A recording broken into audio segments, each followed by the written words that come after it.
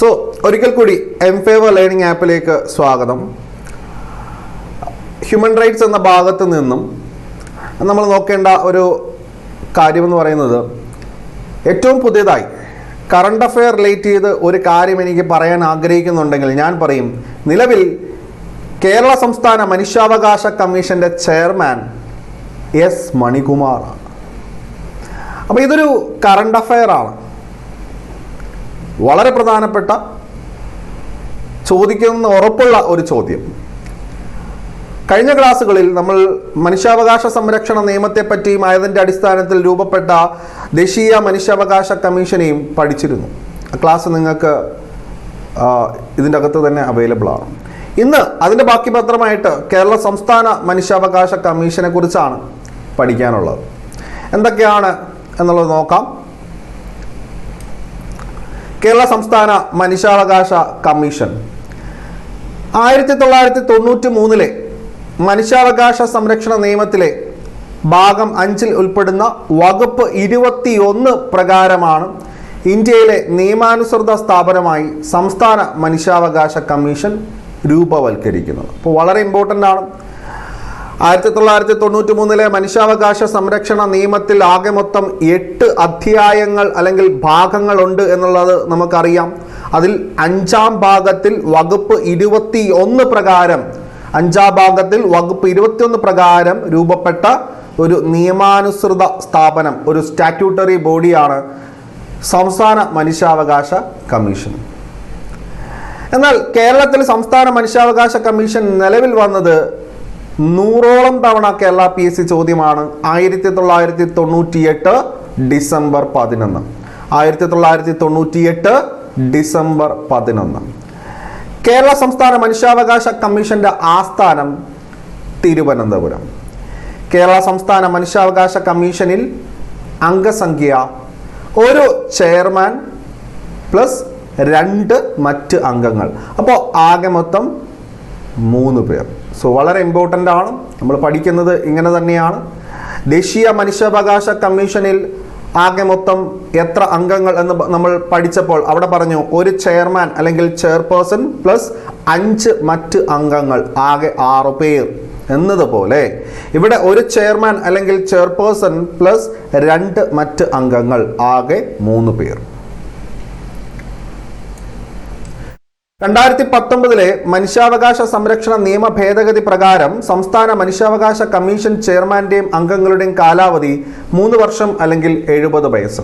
എല്ലാവർക്കും അറിയാവുന്നതാണ്. 1993 മനുഷ്യാവകാശ സംരക്ഷണ നിയമത്തിൽ 2019 ഒരു ഭേദഗതി വരുത്തി. ആ ഭേദഗതി നിയമപ്രകാരം ഈ പറയുന്ന അംഗങ്ങളുടെ കാലാവധി 5 വർഷമായിരുന്നു, അത് ചുരുക്കി 3 വർഷമാക്കി. 3 വർഷം അല്ലെങ്കിൽ 70 വയസ്സ്. ഇത് ആപ്ലിക്കബിൾ ആണ് ആർക്കൊക്കെ? ദേശീയ മനുഷ്യാവകാശ കമ്മീഷനിലെ അംഗങ്ങൾക്കും സംസ്ഥാനത്തിലെ അംഗങ്ങൾക്കും സെയിം ആണ് കാലാവധി, 3 വർഷം അല്ലെങ്കിൽ 70 വയസ്സ്. ഏതാണോ ആദ്യം സംഭവിക്കുക? 2019 മനുഷ്യാവകാശ സംരക്ഷണ നിയമ ഭേദഗതി പ്രകാരം കമ്മീഷന്റെ ഘടന എങ്ങനെയാണെന്ന് നോക്കാം. സംസ്ഥാന കമ്മീഷന്റെ ഘടന. സംസ്ഥാന മനുഷ്യാവകാശ കമ്മീഷന്റെ ചെയർമാൻ എന്ന് പറയുന്നത് ഹൈക്കോടതിയിലെ ചീഫ് ജസ്റ്റിസ് അല്ലെങ്കിൽ ജഡ്ജി ആയിട്ട് റിട്ടയർഡ് ചെയ്ത ഒരാളായിരിക്കണം. സോ വളരെ ഇമ്പോർട്ടൻ്റ് ആണ്. ഞാനിവിടെ ഒരു ഫ്ലോ ചാർട്ട് പോലെ വരയ്ക്കാം, നിങ്ങൾ അതിലോ മാത്രം ചിന്തിച്ചാൽ മതി. ഹൈക്കോടതിയിലെ ചീഫ് ജസ്റ്റിസ് ആയിട്ട് റിട്ടയർ ചെയ്ത ഒരു വ്യക്തിയോ ജഡ്ജി ആയിട്ട് റിട്ടയർ ചെയ്ത വ്യക്തിയോ ആണ് സംസ്ഥാന മനുഷ്യാവകാശ കമ്മീഷന്റെ ചെയർമാൻ അഥവാ ചെയർപേഴ്സൺ. മറ്റ് 2 അംഗങ്ങൾ ആരൊക്കെയാണെന്ന് നോക്കാം. കമ്മീഷനിലെ അംഗങ്ങളിൽ ഒരാൾ ഹൈക്കോടതിയിൽ നിലവിലുള്ളതോ വിരമിച്ചതോ ആയ ജഡ്ജി, അല്ലെങ്കിൽ കുറഞ്ഞത് 7 വർഷത്തെ പ്രവർത്തന പരിചയമുള്ള ജില്ലാ ജഡ്ജി ആയിരിക്കണം.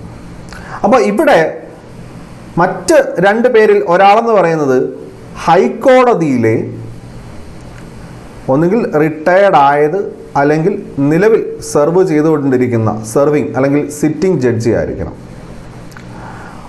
ഓ ഡിസ്ട്രിക്ട് ജഡ്ജായിട്ട് 7 വർഷത്തെ പ്രവർത്തന പരിചയമുള്ള ഒരാളായിരിക്കണം. ഓക്കെ, അപ്പോൾ ഇതിൽ 2 പേര് ആരായാലും ഒരാളെ ഈ പറയുന്ന പോസ്റ്റിലേക്ക് എലിജിബിൾ ആണ്. മറ്റൊരാൾ സ്വാഭാവികമായിട്ടും മനുഷ്യാവകാശ സംരക്ഷണ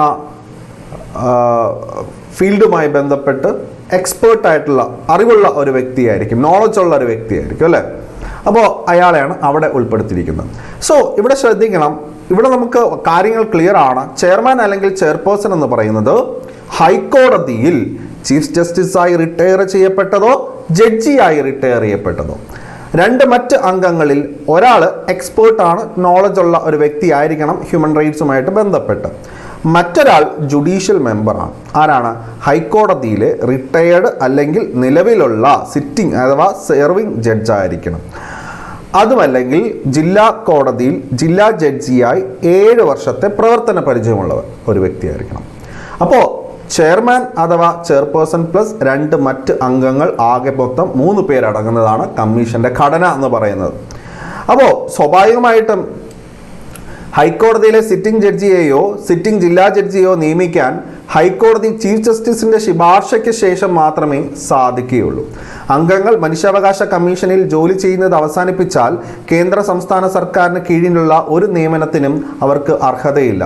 അംഗങ്ങൾക്ക് പ്രായപരിധി വിധേയമായി പുനർനിയമനത്തിന് അർഹതയുമില്ല. അപ്പോൾ ശ്രദ്ധിക്കുക, ഒരു അംഗത്തിന് 70 വയസ്സ് കഴിഞ്ഞാൽ അയാളെ പുനർനിയമിക്കാൻ കഴിയില്ല. മനസ്സിലായോ? Not eligible for reappointment, പ്രായപരിധി കഴിഞ്ഞാൽ സാധിക്കുകയില്ല. അല്ലെങ്കിൽ ഓക്കെ. അതുപോലെ കമ്മീഷനിൽ നിന്നും ഒഴിവാക്കപ്പെട്ടാൽ അല്ലെങ്കിൽ കമ്മീഷനിൽ ജോലി ചെയ്യുന്നത് അവസാനിപ്പിക്കപ്പെട്ടാൽ സംസ്ഥാന അല്ലെങ്കിൽ കേന്ദ്ര സർക്കാരിൻ്റെ കീഴിലുള്ള മറ്റ് ജോലികളിൽ മുഴുകാനും അവർക്ക് സാധ്യമല്ല എന്നുള്ളതാണ് മറ്റൊരു സത്യം. ഓക്കെ. എന്നാൽ കമ്മീഷനിൽ തന്നെ പുനർനിയമം കിട്ടും. പക്ഷേ പുനർനിയമനം ഈ പറയുന്ന ഏജ് ക്രൈറ്റീരിയ വെച്ചേ കിട്ടത്തുള്ളൂ. 70 വയസ്സ് കഴിഞ്ഞ ഒരാൾക്ക് കൊടുക്കത്തില്ല. ഇനി നോക്കാം, മുഖ്യമന്ത്രി ചെയർപേഴ്സണായും അല്ലെങ്കിൽ അധ്യക്ഷനായും ആഭ്യന്തരമന്ത്രി, നിയമസഭയിലെ പ്രതിപക്ഷ നേതാവ്, നിയമസഭാ സ്പീക്കർ എന്നിവരടങ്ങിയ കമ്മിറ്റിയുടെ ശുപാർശ പ്രകാരം സംസ്ഥാന കമ്മീഷന്റെ ചെയർമാനെയും അംഗങ്ങളെയും നിയമിക്കുന്നത് ഗവർണറാണ്. അപ്പോൾ ഇവിടെ ഒരു സെർച്ച് കമ്മിറ്റിയുണ്ട്. ആരെ സെർച്ച് ചെയ്യാൻ വേണ്ടിയിട്ടാണ്? ഈ പറയുന്ന സംസ്ഥാന മനുഷ്യാവകാശ കമ്മീഷനിലെ ചെയർമാനെയും അംഗങ്ങളെയും കണ്ടെത്തുന്നതിന് വേണ്ടിയിട്ട് ഒരു കമ്മിറ്റിയുണ്ട്. ആ കമ്മിറ്റിയിൽ ആരൊക്കെ ഉണ്ട് എന്ന് ചോദിച്ചാൽ സി എം ആണ് ആ കമ്മിറ്റിയുടെ അധ്യക്ഷൻ. അടുത്തത് ഹോം മിനിസ്റ്റർ. നമ്മുടെ നാട്ടിൽ CM ഉം HM ഉം ഒന്നാണ് അല്ലേ, പിണറായി വിജയനാണ് രണ്ടും. ഓക്കെ. ഇനി നമ്മൾ ലെജിസ്ലേറ്റീവ് അസംബ്ലിയിലേക്ക് നോക്കൂ, നമ്മുടെ സംസ്ഥാന നിയമസഭയിലേക്ക് നോക്കൂ. അവിടെ നമുക്ക് സ്പീക്കറുണ്ട്, അതുപോലെ തന്നെ ഒപ്പോസിഷൻ ലീഡറുണ്ട്. അപ്പോൾ ഈ 4 പേരടങ്ങുന്ന ഒരു സെർച്ച് കമ്മിറ്റി എലിജിബിൾ ആയിട്ടുള്ള വ്യക്തികളെ കണ്ടെത്തി ഗവർണറിന് ശുപാർശ ചെയ്യുന്നതിൻ്റെ അടിസ്ഥാനത്തിൽ അല്ലെങ്കിൽ റെക്കമെൻഡ് ചെയ്യുന്നതിൻ്റെ അടിസ്ഥാനത്തിൽ എന്ത് ചെയ്യും? ഈ പറയുന്ന ഗവർണർ ഇവരെ നിയമിക്കുന്നു. അപ്പോൾ സംസ്ഥാന മനുഷ്യാവകാശ കമ്മീഷനിലെ അംഗങ്ങളെ നിയമിക്കുന്നത് ഗവർണറാണേ. ആരാണോ നിയമിക്കുന്നത് അവർക്ക് മുന്നേയാണ് രാജിക്കത്ത് സമർപ്പിക്കേണ്ടതും. അതുകൊണ്ട് തന്നെ ഗവർണറിനാണ് രാജിക്കത്ത് സമർപ്പിക്കേണ്ടത്. അംഗങ്ങൾ രാജിക്കത്ത് സമർപ്പിക്കേണ്ടത് ഗവർണറിനെയാണ്. എന്നാൽ കമ്മീഷനിലെ ചെയർമാനെയും അംഗങ്ങളെയും പുറത്താക്കാൻ അധികാരമുള്ളത് രാഷ്ട്രപതിയാണ്. ഇതാണ് വളരെ ഇമ്പോർട്ടൻ്റ് ആയിട്ടുള്ള ഒരു കാര്യം. സംസ്ഥാന മനുഷ്യാവകാശ കമ്മീഷന്റെ ട്വിസ്റ്റ് ഇവിടെയാണ്. നമ്മൾ ദേശീയ മനുഷ്യാവകാശ കമ്മീഷൻ പഠിച്ചപ്പോൾ അംഗങ്ങളെയും ചെയർപേഴ്സണെയും നിയമിക്കുന്നത് പ്രസിഡന്റ്, അവർ രാജിക്കത്ത് നൽകേണ്ടത് പ്രസിഡന്റ്, അവരെ പുറത്താക്കാനുള്ള അധികാരം പ്രസിഡന്റ്, അവിടെ എല്ലാം പ്രസിഡന്റാണ്. എന്നാൽ ഇവിടെ നിയമിക്കുന്നതും രാജിക്കത്ത് സമർപ്പിക്കേണ്ടതും ഗവർണർ. എന്നാൽ പുറത്താക്കാനുള്ള അധികാരം ആർക്കേ ഉള്ളൂ? രാഷ്ട്രപതിക്കേ ഉള്ളൂ. അത് തെളിയിക്കപ്പെട്ട മോശം പെരുമാറ്റത്തിൻ്റെയോ കഴിവില്ലായ്മയുടെ അടിസ്ഥാനത്തിൽ സുപ്രീം കോടതിയുടെ പരാമർശത്താൽ മാത്രമേ ഈ സുപ്രീം കോടതിയുടെ ഒരു അന്വേഷണം ഉണ്ടാവും. ഈ പറയുന്ന രാഷ്ട്രപതി പറയുന്ന അല്ലെങ്കിൽ ഇത്തരത്തിലുള്ള ഒരു ആരോപണം ശരിയാണോ? സുപ്രീം കോടതിയിലേക്ക് രാഷ്ട്രപതി റെഫർ ചെയ്യും. സുപ്രീം കോടതിയുടെ അന്വേഷണ പ്രകാരം സുപ്രീം കോടതിയുടെ തീരുമാനപ്രകാരമുള്ള ഒരു അന്തിമ വിധി മാത്രമേ എന്ത് ചെയ്യാൻ പറ്റത്തുള്ളൂ? പ്രസിഡന്റിന് നൽകാൻ സാധിക്കുള്ളൂ. സുപ്രീം കോടതി പറയണം ഇയാളെ റിമൂവ് ചെയ്യേണ്ടത് അത്യാവശ്യമാണ്. അതിനനുസരിച്ച് രാഷ്ട്രപതി തീരുമാനമെടുക്കുക. സുപ്രീം കോടതി പറയണം ഇയാളുടെ പേരിലുള്ള ആരോപണം അത് വ്യാജമാണ്, അതിൽ പുറത്താക്കേണ്ട സാഹചര്യമില്ല. രാഷ്ട്രപതി ഓക്കെ, അത് അംഗീകരിക്കും. ഓക്കെ. അപ്പോൾ അതൊരു പ്രധാനപ്പെട്ട കാര്യമാണ്. മരണം, രാജി എന്നീ കാരണത്താൽ കമ്മീഷൻ ചെയർമാൻ സ്ഥാനം ഒഴിഞ്ഞുകിടക്കുകയോ അല്ലെങ്കിൽ ചെയർമാൻ അവധിയിലോ ആണെങ്കിൽ താൽക്കാലികമായി ചെയർമാന്റെ കർത്തവ്യങ്ങൾ മറ്റേതെങ്കിലും ഒരു അംഗത്തിന് ഗവർണർ കൈമാറും. ഇത് തന്നെയാണ് ദേശീയ മനുഷ്യാവകാശ കമ്മീഷനിൽ പ്രസിഡന്റും ചെയ്യുന്നത്. ചെയർമാന്റെ അംഗങ്ങളുടെ സേവനത്തിൽ മറ്റ് നിബന്ധനകളും വ്യവസ്ഥകളും നൽകേണ്ട ശമ്പളവും അലവൻസുകളും സംസ്ഥാന സർക്കാർ നിർദ്ദേശിക്കുന്നത് പോലെയായിരിക്കും. ഓക്കെ. എന്നാൽ ചെയർമാന്റെ അംഗത്തിൻ്റെയോ ശമ്പളവും അലവൻസും മറ്റ് സേവന നിബന്ധനകളും വ്യവസ്ഥകളും അവരുടെ നിയമനത്തിന് ശേഷം പോരായ്മകൾ വരുത്താൻ പാടില്ല. അതായത് ഇവരുടെ ശമ്പളവും മറ്റ് കാര്യങ്ങളും എല്ലാം സർക്കാർ നിർദ്ദേശിക്കും. വൺസ് ഇവരെ അപ്പോയിന്റ് ചെയ്തതിന് ശേഷം അവരെ ഇൻസൾട്ട് ചെയ്യുന്ന രീതിയിലോ അല്ലെങ്കിൽ അവർക്ക് അഭിമാനക്ഷതമുണ്ടാവുന്ന തരത്തിലൊന്നും അവരുടെ ആനുകൂല്യങ്ങൾ വെട്ടിച്ചുരുക്കാൻ സാധിക്കുകയില്ല. ഇത് തന്നെയാണ് ദേശീയ മനുഷ്യാവകാശ കമ്മീഷനിലും സംഭവിക്കുന്നത്. സംസ്ഥാന ലിസ്റ്റിലും കൺകറന്റ് ലിസ്റ്റിലും വ്യക്തമാക്കിയിട്ടുള്ള കാര്യങ്ങളിൽ മനുഷ്യാവകാശ ലംഘനത്തെക്കുറിച്ച് ആർക്ക് അന്വേഷിക്കാം? സംസ്ഥാന മനുഷ്യാവകാശ കമ്മീഷൻ അന്വേഷിക്കാം. എന്നാൽ ദേശീയ മനുഷ്യാവകാശ കമ്മീഷനോ മറ്റേതെങ്കിലും നിയമപരമായ കമ്മീഷനോ ഇതിനകം അന്വേഷിച്ചിട്ടുണ്ട് എങ്കിൽ അത്തരം പ്രസ്തുത വിഷയത്തിൽ സംസ്ഥാന മനുഷ്യാവകാശ കമ്മീഷൻ കൈകടത്താറില്ല. കമ്മീഷന് ഒരു സിവിൽ കോടതിയുടെ എല്ലാ അധികാരങ്ങളും ആയതിൻ്റെ നടപടികൾക്ക് ജുഡീഷ്യൽ സ്വഭാവമുണ്ട്. നമുക്കറിയാം, നമ്മൾ ദേശീയ മനുഷ്യാവകാശ കമ്മീഷന്റെ പ്രവർത്തനങ്ങളും ചുമതലകളെക്കുറിച്ചുമൊക്കെ കഴിഞ്ഞ ക്ലാസ്സിൽ പഠിച്ചിരുന്നു. അതായത് അതുപോലെ തന്നെയാണ് ഇവിടെയും കേരള സംസ്ഥാന മനുഷ്യാവകാശ കമ്മീഷൻ ആയിട്ട് ബന്ധപ്പെട്ട് എടുത്തു പറയേണ്ട ഒരു കാര്യം എന്ന് പറഞ്ഞു കഴിഞ്ഞാൽ, സ്വമേധയാ ഒരു കേസ് എടുക്കാം, അല്ലെങ്കിൽ ഇരയുമായിട്ട് ബന്ധപ്പെട്ട ഒരു വ്യക്തിക്കോ ബന്ധമില്ലാത്ത ഒരു വ്യക്തിക്ക് പോലും അയാളുടെ ഒരു പരിതാപകരമായ അവസ്ഥ കണ്ടിട്ട് മനുഷ്യാവകാശ കമ്മീഷനിൽ പരാതി കൊടുക്കാം, അല്ലെങ്കിൽ മനുഷ്യാവകാശ കമ്മീഷന് സ്വമേധയാ കേസെടുക്കാം. സോമോട്ടോ എടുത്തു കഴിഞ്ഞാൽ ആ കേസിന്മേലുള്ള അന്വേഷണം നടത്തുന്ന ഘട്ടത്തിൽ മനുഷ്യാവകാശ കമ്മീഷന് ഒരു സിവിൽ കോടതിയുടെ അധികാരമുണ്ടായിരിക്കും. ഒരു സിവിൽ കോടതിയുടെ അധികാരം എന്ന് പറയുമ്പോൾ ജുഡീഷ്യൽ അധികാരമാണ്. ആളുകളെ വിളിച്ചു വരുത്തുവാനും അഥവാ സമ്മൺ ചെയ്യുവാനും ബന്ധപ്പെട്ട ഡോക്യുമെന്റുകൾ ഹാജരാക്കുന്നതിന് വേണ്ടിയിട്ടുള്ള കൽപ്പനകൾ പുറപ്പെടുവിക്കുവാനും അത് അംഗീകരിക്കാത്ത അല്ലെങ്കിൽ അത് അലക്ഷ്യമായി കാണുന്ന ആളുകൾക്കെതിരെ വാറണ്ട് പുറപ്പെടുവിക്കാനുമുള്ള ഒരു സിവിൽ കോടതിയുടെ അധികാരം തന്നെയാണ് കേരള സംസ്ഥാന മനുഷ്യാവകാശ കമ്മീഷനും ഉള്ളത്. ഇത് തന്നെയാണ് ദേശീയ മനുഷ്യാവകാശ കമ്മീഷനും ഉള്ളത്, അല്ലേ? തുടർന്ന് ഈ പറയുന്ന ആരോപണങ്ങളെയെല്ലാം രേഖാമൂലം ബന്ധപ്പെട്ട മജിസ്ട്രേറ്റിന് സമർപ്പിക്കുകയും മജിസ്ട്രേറ്റാണ് അതിന്മേലുള്ള വാദം കേട്ട് ശിക്ഷാ നടപടികൾ തീരുമാനിക്കുന്നത്. അപ്പോൾ ഇവിടെ അന്വേഷണം നടത്തുന്നതിന് വേണ്ടിയിട്ടുള്ള സാഹചര്യം നമ്മുടെ മനുഷ്യാവകാശ കമ്മീഷനുണ്ട്. അത്തരത്തിലുള്ള സാഹചര്യത്തിൽ അവയ്ക്ക് ഒരു സിവിൽ കോടതിയുടെ എല്ലാ അധികാരങ്ങളുമുണ്ട്. പക്ഷേ ശിക്ഷ നടപ്പിലാക്കുവാനുള്ള അധികാരമില്ല. ശിക്ഷ നടപ്പിലാക്കുന്നത് ആരാണ്? ബന്ധപ്പെട്ട മജിസ്ട്രേറ്റ് ആണ്. മജിസ്ട്രേറ്റിന് ഈ പറയുന്ന രേഖാമൂലം സമർപ്പിക്കും കമ്മീഷൻ. അതുപോലെ തന്നെ മനുഷ്യാവകാശ ലംഘനം നടന്നതായി ആരോപിക്കപ്പെടുന്ന തീയതി മുതൽ 1 വർഷത്തിനുള്ളിൽ മാത്രമേ കമ്മീഷന് അന്വേഷണം നടത്താനുള്ള അധികാരമുള്ളൂ. ഇത് തന്നെയാണ് ദേശീയ മനുഷ്യാവകാശ കമ്മീഷനിൽ നമ്മൾ പറഞ്ഞത്. ഇന്നൊരു സംഭവം നടന്നാൽ ഇന്നേക്ക് 1 വർഷത്തിനുള്ളിൽ ഈ പറയുന്ന കമ്മീഷന് അത്തരം കേസുകളിൽ ഇടപെട്ട് അന്വേഷിക്കാൻ സാധിക്കുകയുള്ളൂ. ഓക്കെ. അപ്പോൾ എന്തെങ്കിലും ഒരു ലംഘനം നടന്നാൽ ഉടൻ തന്നെ കമ്മീഷന്റെ മുന്നിൽ ബോധിപ്പിക്കുക എന്നുള്ളതാണ്.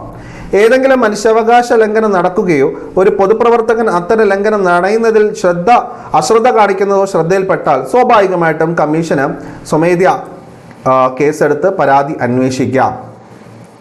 മനുഷ്യാവകാശ സംരക്ഷണത്തിനായുള്ള ഭരണഘടനാപരവും മറ്റ് നിയമപരമായ സംരക്ഷണം അവലോകനം ചെയ്യുന്നതും ഇതെല്ലാം നമ്മൾ സ്വാഭാവികമായിട്ടും ദേശീയ മനുഷ്യാവകാശ കമ്മീഷനിൽ പറഞ്ഞിട്ടുള്ളതാണ്. നമ്മുടെ രാജ്യത്തുള്ള നീതി, നിയമം അല്ലെങ്കിൽ ഭരണഘടന അടിസ്ഥാനപ്പെടുത്തി ഒരു മനുഷ്യന് നൽകുന്ന മനുഷ്യാവകാശ സംരക്ഷണം ലംഘിക്കപ്പെടുകയാണെങ്കിൽ അത് അല്ലെങ്കിൽ ലംഘിക്കപ്പെടുന്നുണ്ടോ എന്നത് കൃത്യമായി ചെക്ക് ചെയ്യുന്നതിനുള്ള ഒരു അധികാരം മനുഷ്യാവകാശ കമ്മീഷനുണ്ട്. അതിനെ തടയുന്ന രീതിയിലുള്ള ഭീകര പ്രവർത്തനങ്ങൾ ഉണ്ടെങ്കിൽ അതുമായി ബന്ധപ്പെട്ടുള്ള കാര്യങ്ങളിൽ ഇടപെടുക, മനുഷ്യാവകാശ മേഖലയിൽ ഗവേഷണം ഏറ്റെടുക്കുന്നതിനും പ്രോത്സാഹിപ്പിക്കുന്നതിനും മനുഷ്യാവകാശ സാക്ഷരത ജനങ്ങൾക്കിടയിൽ പ്രചരിപ്പിക്കുന്നതിന് വേണ്ടിയിട്ട് സമൂഹ മാധ്യമങ്ങളും പ്രസ് മീഡിയ ഒക്കെ ഉപയോഗിക്കാം. ഈ അവകാശങ്ങളുടെ സംരക്ഷണത്തിന് ലഭ്യമായ സുരക്ഷാ സംവിധാനങ്ങളെക്കുറിച്ച് അവബോധം വളർത്തുന്നതിനും കമ്മീഷൻ നേതൃത്വം നൽകുന്നു. സെയിം ദേശീയ മനുഷ്യാവകാശ കമ്മീഷനുള്ള അതേ ചുമതലകൾ തന്നെയാണ് ഇവിടെയും സംസ്ഥാനത്തും വരുന്നത്. ലംഘനങ്ങൾക്ക് ഇരയായ വ്യക്തികൾക്ക് അടിയന്തര ഘട്ടത്തിൽ താൽക്കാലിക ആശ്വാസം പുറപ്പെടുവിക്കുക, അല്ലെങ്കിൽ നഷ്ടപരിഹാരം പുറപ്പെടുവിക്കുക. ഈ നഷ്ടപരിഹാരമെല്ലാം കമ്മീഷൻ സ്വന്തം കയ്യിൽ നിന്നല്ല കൊടുക്കുന്നത്. ബന്ധപ്പെട്ട സർക്കാരോ അല്ലെങ്കിൽ അതോറിറ്റിക്കോ മനുഷ്യാവകാശ കമ്മീഷൻ ശുപാർശ നൽകി ചെയ്യണം, ഈ പറയുന്ന വ്യക്തിക്ക്, ഈ പറയുന്ന ഇരയ്ക്ക് താൽക്കാലിക ആശ്വാസം നൽകണം, അല്ലെങ്കിൽ ഈ പറയുന്ന വിക്ടിമിന് കോമ്പൻസേഷൻ പുറപ്പെടുവിക്കേണ്ടതാണ്, ഇത്ര രൂപ കോമ്പൻസേഷൻ നൽകണം, അത് സർക്കാരിനോടോ ബന്ധപ്പെട്ട അധികാരികളോടോ കമ്മീഷൻ എന്ത് ചെയ്യും, ശുപാർശ ചെയ്യുമെന്നുള്ളതാണ്. ശ്രദ്ധിക്കണം, കമ്മീഷന്റെ എല്ലാ പരിപാടികളും ഒരുതരം റെക്കമെൻഡേഷൻ അല്ലെങ്കിൽ ഒരുതരം ശുപാർശ പോലെയാണെന്നുള്ള കാര്യം മനസ്സിലാക്കണം. അതിന്മേൽ നടപടി എടുക്കണോ വേണ്ടയോ എന്ന് സംസ്ഥാന സർക്കാർ തീരുമാനിക്കും. ഓക്കെ, സംസ്ഥാന സർക്കാരിനെതിരെ ക്രിമിനൽ കുറ്റങ്ങളോ മറ്റ് നടപടികളോ ചുമത്താനും കമ്മീഷന് നിർദ്ദേശം നൽകാം. അതായത് സർക്കാരിന്റെ ഭാഗത്തു നിന്നാണ് ഇത്തരത്തിൽ എന്തെങ്കിലും ഒരു മനുഷ്യാവകാശ ലംഘനം ഉണ്ടായിട്ടുണ്ട് എങ്കിൽ അതിന്മേൽ നടപടി എടുക്കുന്നതിനുള്ള സാഹചര്യവും ഇവിടെ ഉണ്ട് എന്നുള്ളത് നിങ്ങൾ മറക്കരുത്. സുപ്രീം കോടതിയിൽ നിന്നോ സംസ്ഥാന ഹൈക്കോടതിയിൽ നിന്നോ നിർദ്ദേശങ്ങളോ ഉത്തരവുകളോ റിട്ടുകളോ കമ്മീഷന് തേടാവുന്നതാണ്. ഏതെങ്കിലും ഒരു കേസുമായി ബന്ധപ്പെട്ട് കേട്ടോ, സുപ്രീം കോടതിയുടെ എന്തെങ്കിലും ഒരു ജഡ്ജ്മെന്റോ അല്ലെങ്കിൽ ദേശീയ മനുഷ്യാവകാശ കമ്മീഷൻ എന്തെങ്കിലും ഒരു ജഡ്ജ്മെന്റോ ഉണ്ടെങ്കിൽ അത് അടിസ്ഥാനപ്പെടുത്തി കേസുകൾ കൈകാര്യം ചെയ്യാം. സംസ്ഥാന മനുഷ്യാവകാശ കമ്മീഷൻ വാർഷിക റിപ്പോർട്ട് സമർപ്പിക്കുന്നത് സംസ്ഥാന സർക്കാരിനാണ്. കമ്മീഷന്റെ ശുപാർശകളും അവയിൽ ഏതെങ്കിലും നിരസിക്കാനുള്ള കാരണങ്ങൾ സംബന്ധിച്ച നടപടികളുടെ മെമ്മോറാണ്ടം സഹിതം ഈ റിപ്പോർട്ടുകൾ സംസ്ഥാന സർക്കാർ നിയമസഭയിൽ അവതരിപ്പിക്കും. ഇത് തന്നെയാണ് നമ്മൾ ദേശീയ മനുഷ്യാവകാശ കമ്മീഷനിൽ കണ്ടു. ദേശീയ മനുഷ്യാവകാശ കമ്മീഷൻ റിപ്പോർട്ട് സമർപ്പിക്കുന്നത് കേന്ദ്ര സർക്കാരിനാണ്. അതിന്മേൽ എന്ത് നടപടി സ്വീകരിച്ചു ഇല്ല എന്നുള്ള വ്യക്തമായ റിപ്പോർട്ട് കേന്ദ്ര സർക്കാർ പാർലമെന്റിൽ അവതരിപ്പിക്കും എന്നതുപോലെ തന്നെ, അല്ലെങ്കിൽ പാർലമെന്റിൽ വയ്ക്കും എന്നതുപോലെ തന്നെ സംസ്ഥാന തലത്തിൽ സംസ്ഥാന മനുഷ്യാവകാശ കമ്മീഷൻ അവരുടെ റിപ്പോർട്ട് സമർപ്പിക്കുന്നത് ആർക്കാ? സംസ്ഥാന സർക്കാരിനാണ്, ഗവർണറിനല്ല, സംസ്ഥാന സർക്കാരിനാണ്. സംസ്ഥാന സർക്കാർ അതിന്മേൽ എന്ത് നടപടി സ്വീകരിച്ചു ഇല്ല എന്നുള്ളതിനെ പറ്റി വ്യക്തമായ ധാരണ ഉൾക്കൊള്ളിച്ചുകൊണ്ടുള്ള റിപ്പോർട്ട് നിയമസഭയിൽ സമർപ്പിക്കും. ഓക്കെ, നിയമസഭ അത് ചർച്ചയ്ക്ക് എടുക്കും. സംസ്ഥാന മനുഷ്യാവകാശ കമ്മീഷന്റെ പ്രധാന കാര്യനിർവഹണ ഉദ്യോഗസ്ഥൻ, ദാറ്റ് മീൻസ് എന്താണ്? Chief executive officer. Chief executive officer എന്ന് പറയുന്നത് സർക്കാർ വകുപ്പ് തലത്തിലെ ഒരു സെക്രട്ടറി, IAS കാരനാണ്. ഓക്കെ, അപ്പോൾ അദ്ദേഹത്തിന് ഈ പറയുന്ന അഡ്മിനിസ്ട്രേറ്റീവ് അതുപോലെ തന്നെ കമ്മീഷനുമായി ബന്ധപ്പെട്ട ഭരണനിർവഹണ സാമ്പത്തിക കാര്യങ്ങളിൽ ഇടപെടുവാനുള്ള അധികാരം ചെയർപേഴ്സന്റെ അല്ലെങ്കിൽ ചെയർമാൻ്റെ നിയന്ത്രണത്തോടു കൂടി സാധിക്കും. എന്നാൽ ജുഡീഷ്യൽ പരമായിട്ടുള്ള കാര്യങ്ങളിൽ ഇദ്ദേഹത്തിന് അധികം കൈകടത്തുവാൻ സാധിക്കില്ല. സംസ്ഥാന മനുഷ്യാവകാശ കമ്മീഷന്റെ ആദ്യ ചെയർമാൻ വളരെ ഇമ്പോർട്ടൻ്റ് ആണ്, MM പരീത് പിള്ള. ശ്രദ്ധിക്കണം, നമ്മൾ കഴിഞ്ഞ ക്ലാസ്സിൽ നമ്മൾ പഠിച്ച ഒരു കാര്യമുണ്ട്, നിങ്ങൾ നോട്ട് ശ്രദ്ധിച്ചു കാണും. നിലവിൽ ദേശീയ മനുഷ്യാവകാശ കമ്മീഷന്റെ ചെയർമാൻ എന്ന് പറയുന്നത് അരുൺകുമാർ മിശ്ര. അദ്ദേഹം എന്ന് പറയുന്നത് സുപ്രീം കോടതിയിൽ നിന്നും റിട്ടയർ ചെയ്യപ്പെട്ട ജഡ്ജിയാണ്. അപ്പോൾ ദേശീയ മനുഷ്യാവകാശ കമ്മീഷന്റെ ചരിത്രത്തിൽ ആദ്യമായിട്ട്, അതും 2019 ഭേദഗതിയുടെ അടിസ്ഥാനത്തിൽ, അരുൺകുമാർ മിശ്രയ്ക്ക് മുന്നേ ഉണ്ടായിരുന്ന എല്ലാവരും ദേശീയ മനുഷ്യാവകാശ കമ്മീഷനിൽ ചെയർമാൻമാരായ എല്ലാവരും സുപ്രീം കോടതിയിലെ ചീഫ് ജസ്റ്റിസായി റിട്ടയർ ചെയ്യപ്പെട്ടവരാണ്. അരുൺകുമാർ മിശ്ര മാത്രമാണ് 2019 ഭേദഗതി പ്രകാരം കിട്ടിയ ആനുകൂല്യത്തിന്മേൽ റിട്ടയർ ചെയ്യപ്പെട്ട ആദ്യ സുപ്രീം കോടതി ജഡ്ജി ദേശീയ മനുഷ്യാവകാശ കമ്മീഷന്റെ ചെയർമാനാകുന്നു. എന്നതുപോലെ നമ്മളിവിടെ എടുത്തു പറയണം, ഇവിടെ നമ്മുടെ എന്താണ് കേരള സംസ്ഥാന മനുഷ്യാവകാശ കമ്മീഷനിൽ പക്ഷേ എല്ലാം തന്നെ റിട്ടയർ ചെയ്യപ്പെട്ട ഹൈക്കോടതി ചീഫ് ജസ്റ്റിസുമാരായിരുന്നു ഈ പറയുന്ന പദവിയിലേക്ക് വന്നിട്ടുള്ളത്. 2019 ഭേദഗതിക്ക് ശേഷമാണ് റിട്ടയർ ചെയ്യപ്പെട്ട ഹൈക്കോടതി ജഡ്ജിക്കും ചെയർമാനായി വരാൻ സാധ്യത ഇവിടെ തെളിഞ്ഞു വന്നത്. പക്ഷേ ഇതുവരെയും റിട്ടയർ ആയപ്പെട്ട ജഡ്ജിയല്ല. നമുക്കറിയാം, നിലവിൽ എന്ന് പറയുന്നത് S മണികുമാറാണ്. S മണികുമാർ അദ്ദേഹം ആരാണ്? കേരള ഹൈക്കോടതിയുടെ മുൻ ചീഫ് ജസ്റ്റിസ് ആണ്, അല്ല, റീസെൻ്റ് ആയിട്ട് അദ്ദേഹത്തെ നിയമിച്ചു. അപ്പോൾ ആദ്യ chief justice MM Pareeth Pillai, അദ്ദേഹത്തിൻ്റെ കൂടെ ഉണ്ടായിരുന്ന മറ്റു 2 പേർ S ബലരാമനും TK വിൽസനും. ഇവിടെ S മണികുമാറാണ് നിലവിൽ. അദ്ദേഹത്തിൻ്റെ കൂടെ ഇപ്പോൾ ഉള്ളത് P മോഹൻദാസും VK ബീനാകുമാരിയും എന്ന മറ്റ് 2 അംഗങ്ങളാണ്. ഇത്രയും കാര്യങ്ങളാണ് ഇന്നത്തെ ഒരു സെഷനിൽ ഡിസ്കസ് ചെയ്യാനുള്ളത്. നന്ദി, ശുഭദിനം.